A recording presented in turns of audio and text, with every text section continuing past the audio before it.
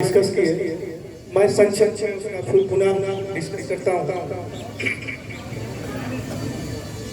इस सर्वे में तभी ये सफल होगा जब आप और हम दोनों मिलकर काम करेंगे, और आपका सहयोग जितना बेहतर मिलेगा हमें, हम उतना बेहतर से इस सर्वे को संपन्न कर पाएंगे। तो पहला आपका जो दायित्व है और मेरा, हम दोनों डिस्कस करेंगे।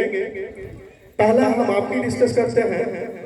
पहला आपका जो दायित्व है वो आपका जिस प्रकार का भी जमीन है, चाहे वो केवाला हो, खतियानी हो, बास्केट पर्चा हो या जैसा भी हो, उसको प्रपत्र 2 में डिटेल उसमें भरना है।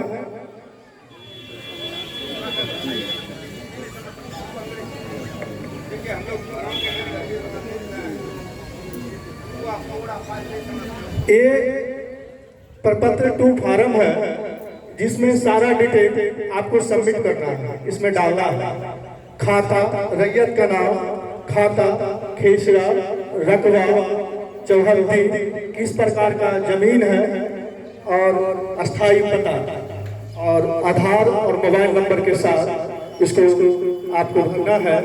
और जो भी इसमें डिटेल दे रहे हैं उसका छाया पत्ती भी लगाना है, चाहे वो खतियानी हो या केवाला हो।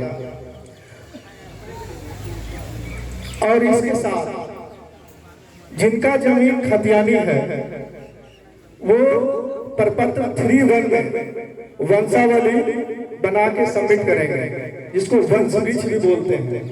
मान ले जाए कि इनका परदादा का जमीन है और अभी के डेट में जो जीवित प्राणी है, तो जो वंशावली बनेगा, इनका खतियान में नाम है, वहां से शुरू होके अभी जो जीवित है वहां तक आएगा। उसी से हमको पता चलेगा कि आप जो डिटेल दे रहे हैं वो कैसे आ रहा है आपके पास। और मैंने यहाँ पे देखा है कि बहुत सारे आपसी बंटवारा किए हुए हैं, मौखिक आपसी सहमति से। यदि आप चाहते हैं कि हम अलग अलग सेपरेट खाता खोल दें तो आपको आपसी बंटवारा नामा देना होगा। यदि आपके पास बंटवारा नामा है तो कोई नहीं, उसको सबमिट कीजिए, हम उसको कंसीडर करेंगे। यदि आज टिल डेट तक यदि किसी के पास नहीं है तो वो आपसी बंटवारा नामा बनवा लेंगे और हमारे ऑफिस को सबमिट करेंगे, ताकि हम उसको अलग अलग खाता खोल सकें। यदि कोई रैयत हमें नहीं देते हैं तो हम कंबाइंड खाता खोलेंगे। जैसे ही डिटेल सारा आप हमारे ऑफिस को मिलता है तो हम अगले प्रकरण में बढ़ेंगे। वो है हमारा किस्तवार का प्रकरण। किस्तवार में हमारे अमीर हर एक प्लॉट को जाएंगे।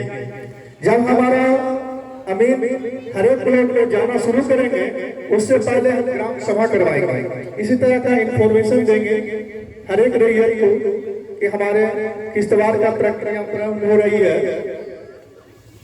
और जब हम ग्राम सभा करवाएंगे तो जो वंशावली आप मुझे दे रहे हैं वो सही है या गलत है, इसी ग्राम सभा में उसको हम पारित करवाएंगे। हर एक वंशावली का यहाँ नाम लिया जाएगा और उस पर कोई ऑब्जेक्शन खड़ा नहीं करते हैं तो उसको हम पारित कर देंगे। मुखिया जी की अध्यक्षता में वो किया जाएगा। और हमारा जब किस्तवार का प्रक्रिया खत्म होता है, हर एक मौजा पे हर एक खसरा पे हमारा अमीर वेरीफाई कर लेते हैं। उसके बाद हम प्रपत्र 7 को लॉक जैसा ही करेंगे, उसके बाद हम आपको खाना पर्चा और एलपीएम देंगे। हर एक रैयत को जो भी आपने जो डिटेल मुझे दिया है वो देखने के लिए कि आपने जो दिया है वो सही है या गलत है, उसको वेरीफाई आप ही को करना है। मान लीजिए कि किसी को 10 डिसमिल का प्लॉट है और हमारे किसी कारणवश या हमारी गलती से वो 9 डिसमिल चल गया है, तो और किसी लोग को ये भी होगा कि 10 डिसमिल का प्लॉट है, वो 11 डिसमिल चढ़ गया। जिनको 11 डिसमिल चढ़ा होगा वो हमारे पास नहीं आएंगे, हमको पता है। जिनको 9 डिसमिल चढ़ेगा, 8 डिसमिल चढ़ेगा, यानी जिसका कम होगा वो हमारे पास ऑब्जेक्शन जरूर करेंगे, वो दावा आपत्ति जरूर करेंगे। उस बिहार में हम देखेंगे कि जो दावा आपत्ति दे रहे हैं उसको फिर हम वेरीफाई करेंगे कि हमारे स्तर से गलती कहाँ हुआ। यदि कम हुआ है तो किसी को ज्यादा लिया हुआ होगा तो फिर हम सुधार करेंगे, सुनवाई करता है। उसके बाद फिर हम पुनः एलपीएम और खाना पूंजी दे देंगे कि देखिए आपका सही है या नहीं है। यदि सही है तो किन्हीं का सही है, पूरा एलपीएम हम दे देते हैं, खाना पूंजी दे देते हैं, और आपके द्वारा कोई ऑब्जेक्शन नहीं किया जाता है तो हम ये समझेंगे कि आपका सही चल रहा है।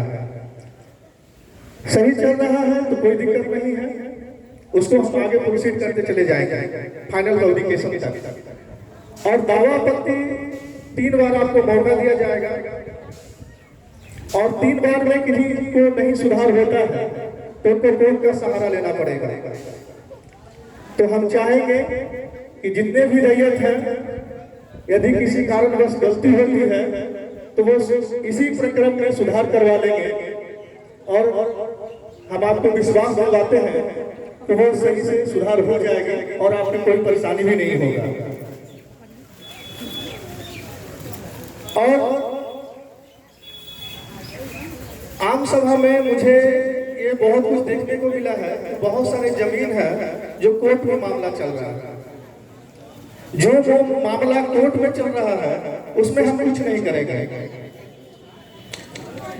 मगर जो भी मामला कोर्ट में चल रहा है उसको भी स्वघोषणा के माध्यम से हमको डिटेल देना है, ताकि हम रैयत का नाम, खाता कैसे रखवा डिटेल डालते हुए जो कोर्ट में मामला दायर है, केस नंबर डालते हुए उसको सबमिट करें। जिस दिन आपको कोर्ट फैसला करेगा, जिनके पक्ष में करेगा उसके नाम से हम खाता खोल देंगे। ये प्रकरण है पूरी सर्वे का, और इस सर्वे में आप लोग का पूरा सहयोग चाहिए। जितना सहयोग करेंगे हमारे कर्मी, मैं उतना अच्छे ढंग से सर्वे को कर पाऊंगा, और बिना किसी भेदभाव का सबका सर्वे संपन्न होगा। यदि किसी का कोई क्वेश्चन है तो हमसे क्वेश्चन ले सकते हैं रैंडमली, कुछ क्वेश्चन को मैं जवाब दूंगा। हाँ, ये फॉर्म जो है डीएलआरएस के साइट से भी डाउनलोड कर सकते हैं, बिहार सरकार का डीएलआरएस साइट है। ऐसे हर एक साइबर कैफे को ये उपलब्ध करवाया जा रहा है कि किसी भी साइबर कैफे पे जाके प्रपत्र 2 और 3 को आप ले सकते हैं। और हमारे जो कर्मचारी हैं उनको भी दे दिया जाएगा, यहाँ से भी ले सकते हैं, या ऑनलाइन भी आप निकलवा के उसको फार्म भर सकते हैं। और ये डेट जो है फार्म सबमिट करने का, वो 20 अगस्त से 45 डेज के लिए किया गया है, यानी 5 अक्टूबर तक। उससे पहले आपको स्वघोषणा प्रमाण पत्र आपको सबमिट करना है। उसके बाद बिहार सरकार पोर्टल को बंद कर देगा। जब पोर्टल बंद कर देगा तो मैं कुछ नहीं कर सकता। पोर्टल कब ऑन होगा वो मैं भी नहीं जानता, उनकी मर्जी पे डिपेंड करेगा। तो हम चाहेंगे कि समय सीमा के अंदर ही स्वघोषणा प्रमाण पत्र सबमिट करेंगे, सारा डिटेल हमें सबमिट करेंगे। जी जी जी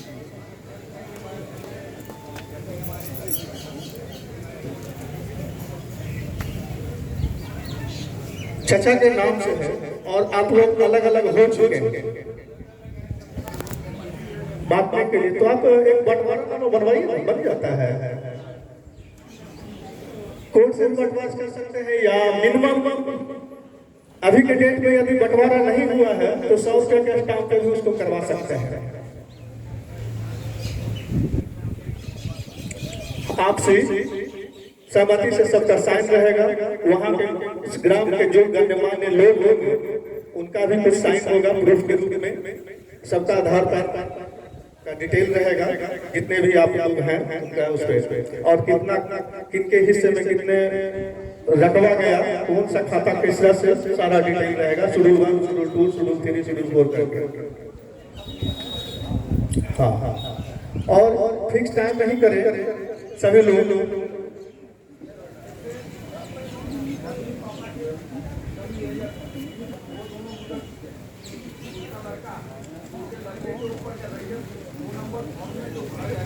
रैयत जो होंगे वो जीवित होंगे। हाँ हाँ हाँ,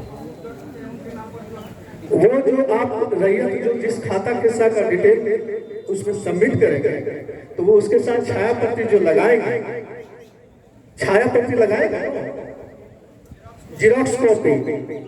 मान ले जाए कि सेल डीड है आपके पिता के नाम से, आपकी माता के नाम से, वो एक्सपायर हो, ठीक है, आप उसके उत्तराधिकार हो, ठीक है, तो दिस खाता नंबर, दिस खाता नंबर, खसरा संख्या, रकबा, चौहद्दी, ये सारा डिटेल लिखाएगा। रैयत के नाम में आप होंगे और जो जीरोक्स देंगे उससे हम ले लेंगे ना कि आपके पिता, आप ये भी तो लिखेंगे कि मेरे पिता का नाम ये है,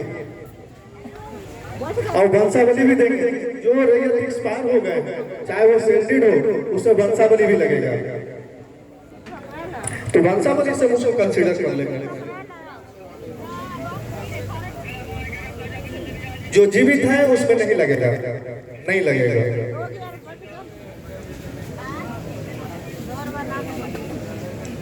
उसकी जरूरत नहीं है। उस फॉर्म में कौन से साल में वो एक्सपायर किए हैं उसको जिक्र कर दीजिएगा, उसमें मेंशन है कौन सा साल में एक्सपायर हुए हैं, उसको सिर्फ मेंशन कर दीजिए। मृत्यु प्रमाण पत्र की जरूरत नहीं,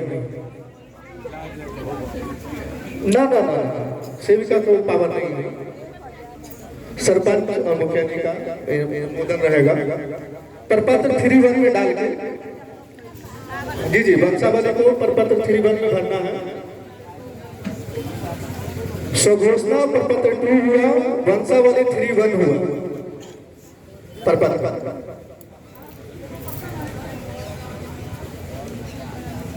पहले से बना हुआ है टिल डेट तक, कहने का मतलब अभी तक जो जीवित हैं, मर गए तो कैसे वैलिड होगा? अब उसमें से कोई मर गया, अब जीवित प्राणी तक आना है तो कैसे वैलिड होगा? नहीं वैलिड होगा।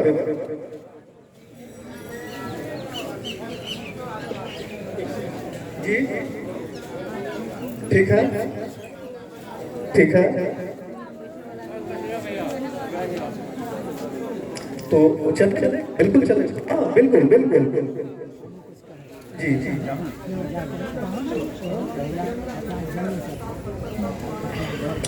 एक बात और, 90 साल 70 साल बोल रहे हैं, यहाँ पे रिविजनल सर्वे जो है फाइनल है। उन्हें लमसम 1970 में रिविजनल सर्वे हुआ था भारत सरकार के द्वारा, बिहार सरकार के द्वारा। हम लोग उसी को कंसीडर करके आगे बढ़ेंगे, उससे पीछे हम नहीं जाने जा रहे हैं।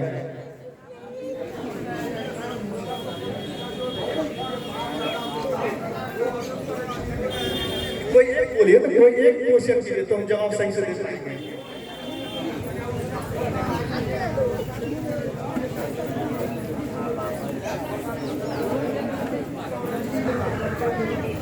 नहीं, हम आपकी बात को नहीं समझ पाए।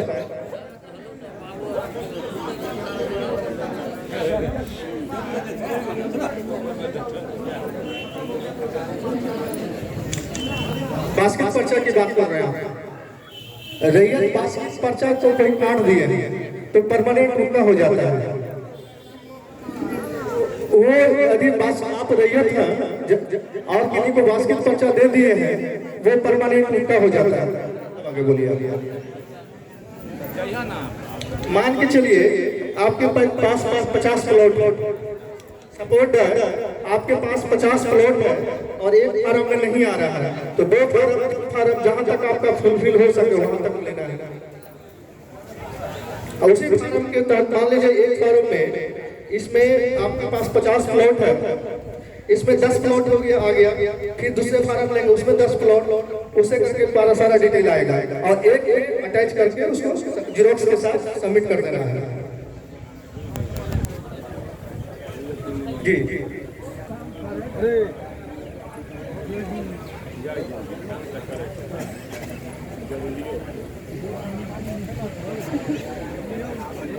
मान ले जाए किसी का खतियानी प्रॉपर्टी है तो खतियान तो होगा, खतियान होगा,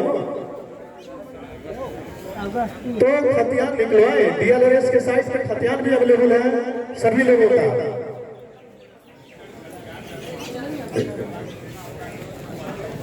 ऑफिस से आपको देखिए, अभी हम आपको कोई ओरिजिनल प्रूफ नहीं मांग रहे हैं, सिर्फ हम डिटेल मांग रहे हैं।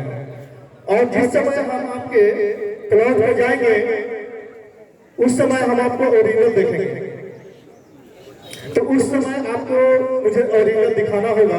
यदि ओरिजिनल नहीं दिखाते हैं तो खाता नहीं खोलेंगे, रोक देंगे।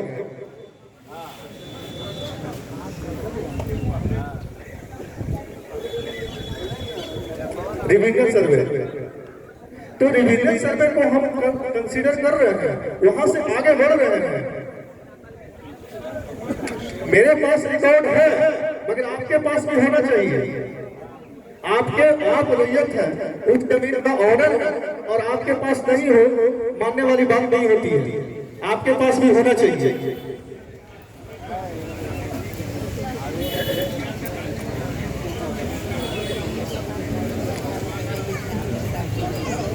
अब ऐसा नहीं है, सभी अभिलेखागार को निदेशालय के द्वारा लेटर जारी कर दिया गया है कि जितना जल्दी हो सभी को अवेलेबल करवाया जाए।